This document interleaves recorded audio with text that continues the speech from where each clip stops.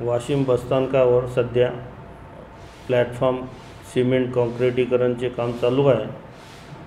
त्या संबंधित ठेकेदाराने त्यासाठी लागणारे जे सिमेंटची पोती आहे ती आमच्या बसस्थानकाच्या प्लॅटफॉर्मवर ठेवलेली आहे आणि त्या ठेवल्यामुळे सगळं म्हणजे पूर्ण बसस्थानकावर सिमेंट सगळं झालेलं आहे। प्रवाशांचे आरोग्य, कर्मचाऱ्याचे आरोग्य यांना धोका निर्माण झालेला आहे।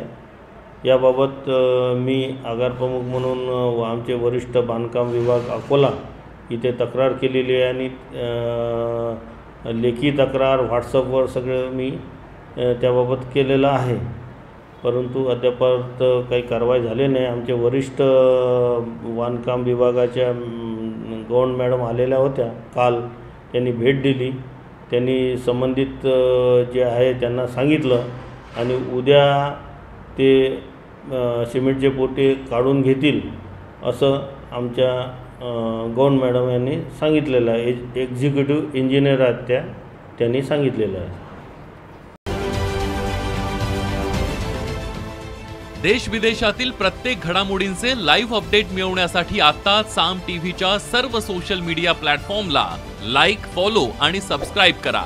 तसंच सर्व नोटिफिकेशनसाठी बेल आयकॉन प्रेस करायला विसरू नका।